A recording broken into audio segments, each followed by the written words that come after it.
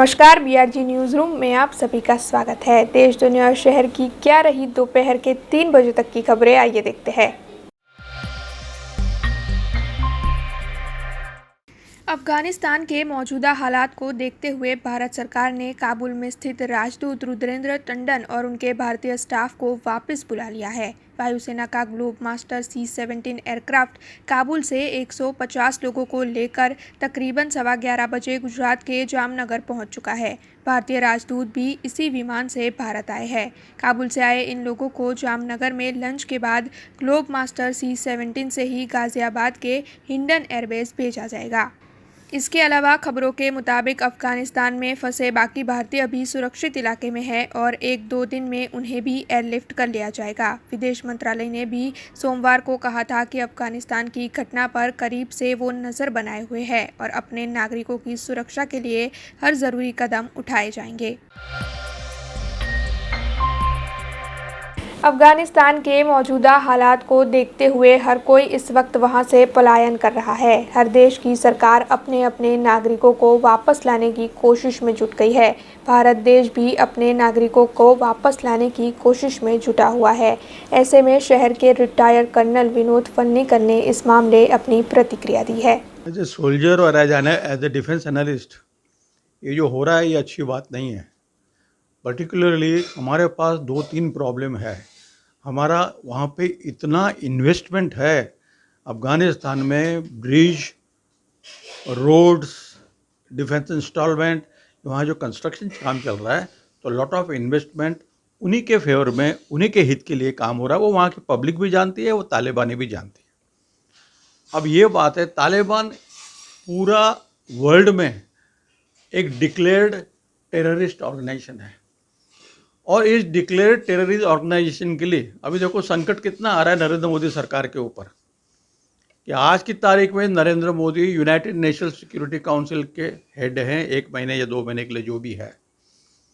अब वो उन्होंने सबको, पूरे वर्ल्ड को इकट्ठा किया हुआ है શા માટે कि भाई एंटी टेरर एक्टिविटी एमा आम आदमी लोग को मरी जाए छे, तो उनके साथ पूरा वर्ल्ड इकट्ठा हो रहा है एंड लॉट ऑफ पॉपुलरिटी। पहली बार हमारे प्राइम मिनिस्टर को यूएन सिक्योरिटी काउंसिल में बिठाया है। अब वो क्या डिसीजन लेगा? अगर ये गवर्नमेंट बन जाती है तालिबान, जिसको चाइना सपोर्ट कर रहा है, पाकिस्तान तो ऑलरेडी स्पॉन्सर किया हुआ है, आजू बाजू कोई छोटे कंट्री भी એને उसको सपोर्ट કરી રહ્યા છે, અને આ જો સેટઅપ થઈ જશે ગવર્મેન્ટના નામે, तो क्या हिंदुस्तान अपना नीति बदलेगा? कारण कि ये टेरर ऑर्गेनाइजेशन है, कोई भूलेगा नहीं। 15-20 साल पहले उन्होंने जो कार्रवाई की है, औरतों को बुर्का पहनना, नहीं बुर्का पहनेगा तो पट्टे पट्टे से, हैंटर से मारना। घर में अभी उन्होंने बोला हुआ है अपने कांचों पे ब्लैक फिल्म लगा दीजिए। अभी उन्होंने बोला कि जो गवर्नमेंट में कौन थे उनको ढूंढ रहे हैं, ये छोड़ेंगे नहीं जो जो अफगान के साथ थे। इसलिए आज आप इतना देखो, एयरपोर्ट पे, वहीं कहीं पे देखो, एक तहलका मचा हुआ है कि भाई हमको कहीं से बाहर हवाई जहाज में बच्चे चढ़ जाते, ऊपर से गिर के मर गए, दीवार के ऊपर से। सुबह से मैं देख रहा हूँ टीवी पे। तो आवा परिस्थिति में केवी रीते, आई मीन, आम जनता बहुत डरी हुई है, वहाँ की आम जनता, क्योंकि इनको इतिहास पता हुआ है। अभी तक लोगों ने सुना है, जो सुबह टीवी पे मालूम पड़ा है, एक लड़की बोलती है क्या हम क्या बच्चे पैदा करने वाली मशीनरी है? पढ़ी लिखी लड़की, भाई बधाने पोते बधा छोड़ीने ત્યાં અમેરિકામાં ભાગી ગયા કે યુરોપમાં ભાગી ગયા, સારા જેને આપણે NRI કહે છે। अब वो लड़ रहे हैं अगेंस्ट अमेरिका के अगेंस्ट। तो आप इस चीज को बताइए, ये कैसा होगा? उधर की जो पब्लिक है उनको पीस एंड प्रॉस्पेरिटी चाहिए, तो पीस एंड, उनको भी अच्छे कपड़े पहनने हैं। वह हमेशा बुर्का, हम गुलाम है क्या? आज देखो 2021 हो गया है, तो कहाँ जाएंगे लोग यार? आज मेरे हिंदुस्तान की मुसलमान लड़की देख लो यार, जीन्स पहनती है, जो भी पहनती है, स्कूटर पे चलती है, freedom of speech is there, freedom of expression is there, freedom of movement. उनको है शरीयत लग गया। अगर शरीयत लग गया तो फिर केवी रीते? दैट मीन्स तुम बारबेरिक कल्चर है ये। There is no vikas, they don't want vikas. खून खराबा, खून खराबा। अभी इनमें भी देखना, जैसे ये तालिबान सरकार बनेगी, इनमें कई पार्टियों से मिलके एक पार्टी बनी हुई है। तो आवा परिस्थितियों it is a very very difficult situation for India. और अभी मालूम पड़ा आपको, दो चीज़ें मैं आपके माध्यम से कहना चाहता हूँ। आत्मनिर्भर केम आत्मनिर्भर came in through Afghanistan? Why are you dependent always on the foreign country? Finances के ऊपर, वेपन के ऊपर, मिलिट्री के ऊपर केम? आज આપણી સરકાર જે કરે છે ને આત્મનિર્ભર જો સબમરીન આવી ગયા, મોટા મોટા વિરાટ જેવા ફિશશિપ આવી ગયા, રાફેલ જેવા, આવા પરિસ્થિતિમાં આત્મનિર્ભર એટલે વિશ્વ સ્ટ્રોંગ મિલિટરીલી હવે નેગોશિએશન ટેબલ પર કેવી રીતે બેસો? अमेरिका, चाइना, रशिया, यार सुपर पर अपने को समझते हैं। हिंदुस्तान को ये समझना चाहिए, इसलिए ये सरकार आत्मनिर्भर। Lesson learn number 1। Lesson learn number 2, તમારી આર્મ ફોર્સિસ જો સ્ટ્રોંગ હોય તો ભાગી ગયા, સમર્પણ કરી નાખ્યા, કારણ કે તમારો પોલિટિકલ લીડરશિપ જ ત્યાંથી છોડીને ભાગી ગયો। ગની સાહેબ कहते 3 ट्रक ये पैसा लेके चला गया, और ऑल दिस थिंग वो बोलता है मैं आपके हित में छोड़ा हूँ। ठीक है, मानता हूँ वो उसकी स्ट्रैटेजी है, उसकी साइकिल है, उसकी एनालिसिस है। पर लीडर जब छोड़ देता है तो बाकी ज़मीन कौन रखेगा वहाँ पे? हम फौज में भी यही है, सीओ साहब निकल गए, कंपनी कमांडर निकल गया, तो हम झकमाने वहाँ बैठे हैं, विल ऑल्सो फॉल बैक। बहुत ही कम चीज़ होती है ऐसे। तो ये तीसरा रूल ये है कि આજની તારીખમાં સૌથી ज़्यादा जब આર્મ ફોર્સિસ હશે ફોરેન કન્ટ્રીમાં, ઇન્ડિયન પીસ કીપિંગ ફોર્સ સૌથી વધારે છે, કારણ કે હોલ વર્લ્ડ જાણે છે कि हिंदुस्तान के army they believe in human rights violation. बस यही मैं आपसे कहना चाहता हूँ, वेट एंड वॉच तो अभी ख़त्म हो गया, આપણે स्ट्रॉन्ग डिसीजन लेવું પડશે, એ જ, બીજું કંઈ નહીં। Thank you very much. And सबसे ज़्यादा इम्पोर्टेंट मुझे अच्छा लगा कि 2 बार एयरक्राफ्ट भेजा, तीसरा बार भी एयरक्राफ्ट जा रहा है। हमारे लोगों को वहाँ से उठा के लाना, ये सबसे पहले हमारी है। और अतिथि देवो भव, हैं, वसुधैव कुटुंबम, इस चक्कर में मत फंसना कि वहाँ से किसी को ले आना, फिर जैसे ऑलरेडी रोहिंग्या आ चुके हैं, अब इन लोगों को रखना या नहीं रखना, again it is a big decision, it is a big debate, and we have to wait and watch for that. बहुत बहुत धन्यवाद। दशामा महोत्सव अब शुरू हो चुका है और आज दशामा महोत्सव का आखिरी दिन है। गणेश महोत्सव भी कुछ ही वक्त में आने वाला है, लेकिन अभी तक वडोदरा महानगर पालिका की ओर से मूर्तियों के विसर्जन को लेकर कोई भी घोषणा नहीं की गई है।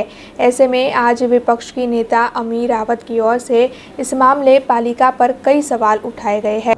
જ્યાં સુધી વિસર્જનની વાત છે, ગણપતિ વિસર્જન હોય, દશામાનું વિસર્જન હોય, CPCBની ગાઈડલાઇન 12/5/2020માં પડેલી ને એ જ ગાઈડલાઇન આ વખતે બી ફોલોઅપ કરવાનું છે। CPCBની ગાઈડલાઇન પ્રમાણે કોર્પોરેશન દ્વારા ટેમ્પરરી ઇમર્શન સ્પોટ્સ ઊભા કરવાના હતા, આઈડેન્ટિફાઈડ જગ્યાએ કરીને ત્યાં જ મૂર્તિનું ઇમર્શન એલાઉ કરવાનું હતું, અને આયોજકો દ્વારા મૂર્તિ ઇકો ફ્રેન્ડલી હોય, ઇકો ફ્રેન્ડલી કલર્સથી બનેલી હોય, કાં તો બાયોડિગ્રેડેબલ કલર્સ વાપરીને બનાવે એવું ગાઈડલાઇનનું પ્રોવિઝન છે ને આ પ્રોવિઝન ફોલોઅપ કરાવવાનું કામ કોર્પોરેશનનું છે।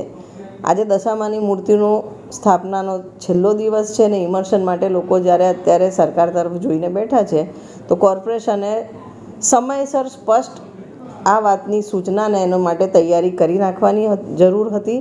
આજ દિન સુધી કોર્પોરેશન ઊંઘતું રહ્યું છે ને હવે લોકોને પ્રશ્ન ઊભો થયો છે કે ક્યાં આગળ મૂર્તિનું ઇમર્શન કરશે, તો આ યોગ્ય ના કહેવાય। હવે ગણપતિ વિસર્જન બી આવવાનું, ગણપતિ ઉત્સવ બી આવશે, ત્યારે બી આ જ પ્રશ્ન ઊભો થશે। તાત્કાલિક ધોરણે કોર્પોરેશને એની જવાબદારીપૂર્વક CPCBની ગાઈડલાઇન પ્રમાણે ઇમર્શન માટે જે ટેમ્પરરી પોન્ડ્સ ઊભા કરવાના છે અને જગ્યા આઈડેન્ટિફાઈ કરવાની છે એ કરીને જાહેરનામું બહાર પાડવું જોઈતું હતું।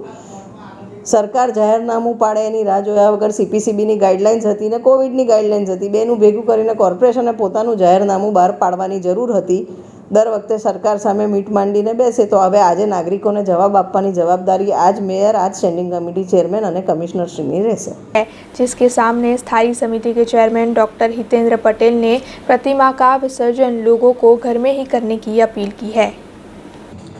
આપણે બધા જ જાણીએ છીએ, વિશ્વભરમાં જ્યારે કોરોનાની મહામારી હતી ત્યારથી જ આપણે બધાએ ધાર્મિક તહેવારની સાથે સાથે એને પણ માન્યતા, આશા અને ઉમંગ સાથે ઉજવીએ જ છીએ, પરંતુ એની સાથે થોડી મર્યાદાઓ પણ રાખી છે।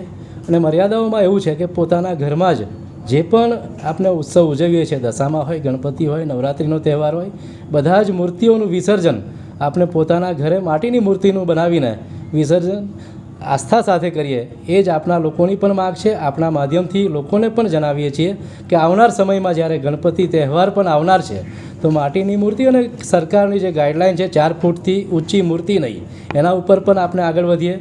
આજના દિવસે બધાને શુભેચ્છા પાઠવું છું.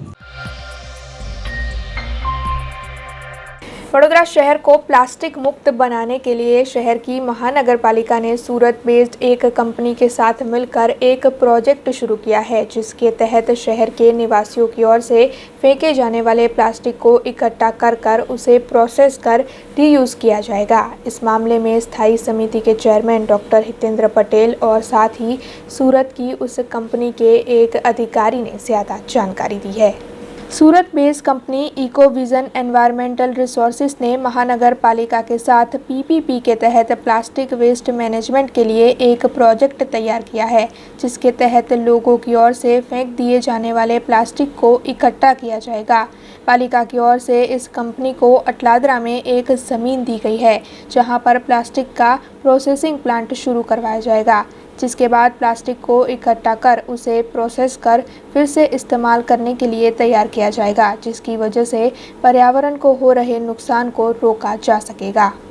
છેલ્લા ઘણા સમયથી વડોદરા મ્યુનિસિપલ કોર્પોરેશન સાથે એક સંસ્થા સાથે 20 વર્ષનો એક કરાર કરેલ છે, જેના આધારે અલગ અલગ વિસ્તારમાંથી segregation of plastic from home આ દિશામાં એક ગાઈડલાઇન તૈયાર કરી છે. અને ગાઈડલાઇનના આધારે આપણે શહેરીજનોને આપણા માધ્યમથી પણ અપીલ કરીએ છીએ કે અલગ અલગ વિસ્તારમાં જ્યારે અમારી ગાડી પ્લાસ્ટિક માટેની ફરતી હોય છે અને આપણા થકી અમારો ટોલ ફ્રી નંબર પણ છે અને કાર્યકર્તાઓ પણ છે, એની સાથે આયોજન કરીને જે પ્રકારે આપણે પ્લાસ્ટિકનો વપરાશ દૂર કરીને એનાથી બચવા માગીએ છીએ એ જે દિશા છે એમાં 4 ઝોનમાં 4 જગ્યા ઉપર પ્લાસ્ટિકની જે ગાડી છે એમાં પહેલી વાત કરીએ પૂર્વ ઝોનમાં તો કિશનવાડી 4 રસ્તા, उत्तर झोन में बात करिए तो रात्रि बजार, पश्चिम में बात करिए तो मुज मोड़ अक्षर चौक और दक्षिण में बात करिए तो त्या दरबार चौकड़ी पासे आ गाड़ी तैनात करेली है.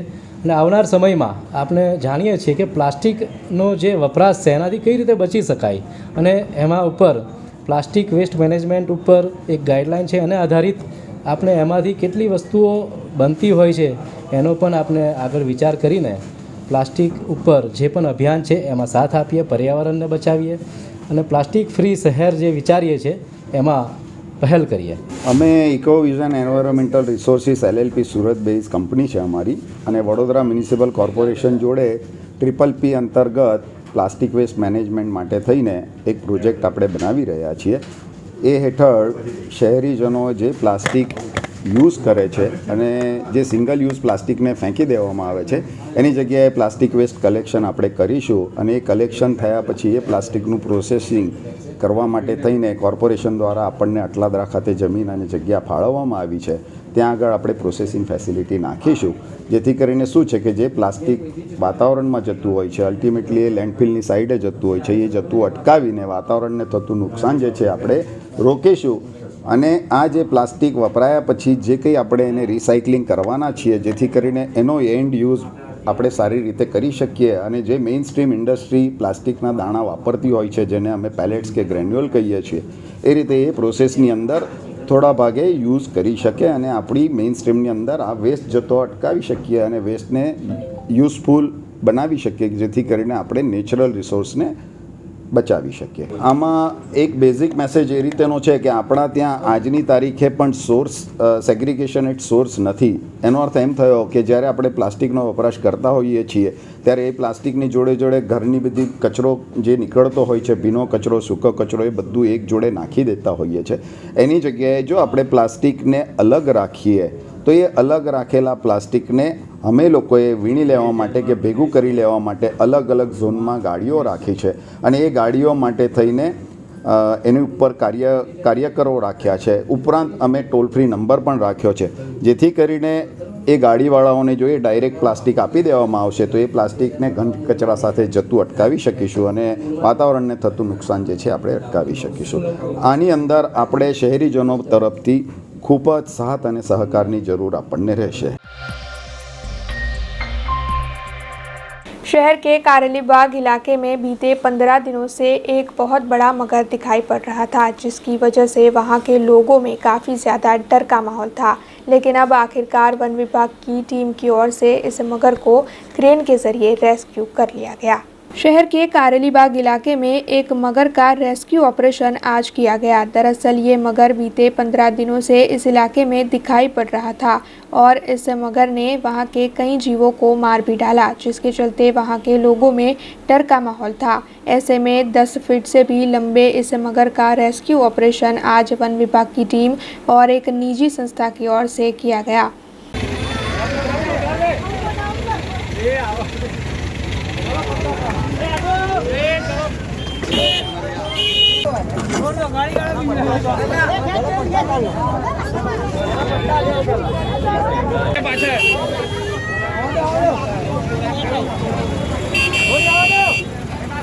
કાસમવાલા કબ્રસ્તાન છે અને ચતુરભાઈની ચાલી છે નીચે. આ બ્રિજના નીચે પાણીમાં 2 મગર દેખાયા હતા. 10 એક દિવસ પહેલાં રજૂઆત કરવામાં આવી હતી.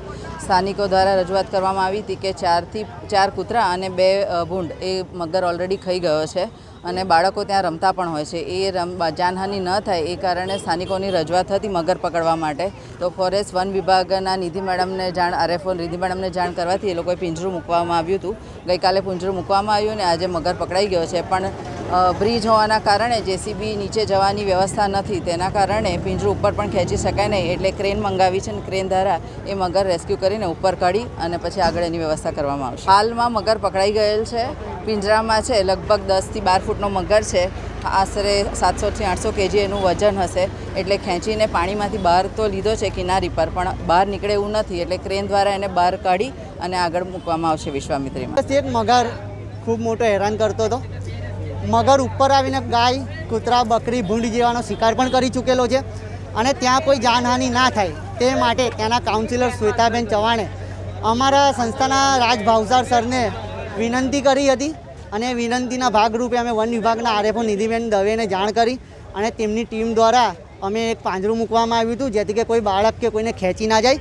અને એ સફળતાપૂર્વક પિંજરામાં પૂરાઈ ગયેલો છે મગર અને એને હવે બહાર કાઢવાની પ્રક્રિયા ચાલુ છે. અને જે રહેવાસીઓ છે એ ખૂબ જ વિશ્વામિત્રી નજીક રહે છે, એટલે અડધી રાતે પણ મગર ઉપર ચડી આવે છે, બકરી પણ ખેંચી ગયો છે. એવા બનાવના પગલે આ કામગીરી હાથ ધરવામાં આવી છે. 15 अगस्त स्वतंत्रता दिन के मौके पर शहर में विभिन्न कार्यक्रमों का आयोजन किया गया था। ऐसे ही वॉइस ऑफ वडोदरा की ओर से भी इस दिन सिंगिंग प्रतियोगिता का आयोजन हुआ था, जिसमें गुजरात राज्य के कई शहरों से लोगों ने हिस्सा लेकर देशभक्ति से जुड़े गानों की पेशकश की। स्वतंत्रता दिन के मौके पर वॉइस ऑफ वडोदरा की ओर से शहर के वेद ट्रांसक्यूब प्लाजा पर एक सिंगिंग प्रतियोगिता का आयोजन किया गया था, जिसमें पूरे गुजरात राज्य में से कई प्रतियोगियों ने हिस्सा लिया था। इस मौके पर कई जज भी उपस्थित रहे थे और उनकी ओर से प्रतियोगिता के आखिर में 3 विनर्स को चुना गया। आपको बता दें कि इस मौके पर चीफ गेस्ट के तौर पर सयाजीगंज के विधायक जितेंद्र भाई सुखड़िया, भाजपा के पूर्व मेयर सुनील भाई सोलंकी, नर्मदा जिला प्रभारी सतीश भाई पटेल, वार्ड नंबर 3 के कॉरपोरेटर पराक्रम सिंह जाडेजा, वार्ड नंबर 1 के vice president Kaushik S Chauhan की भी मौजूदगी रही थी। इस मौके पर उपस्थित सभी प्रतियोगियों ने भी देशभक्ति से जुड़े गाने गाकर प्रतियोगिता को सफल बनाया। अब खबरों से लगातार अपडेट रहना हुआ आसान। BRG न्यूज आपके मोबाइल स्क्रीन पर। आज ही BRG न्यूज की mobile app Google play store और ऐप स्टोर से डाउनलोड करें और खबरों से लगातार जुड़े रहें।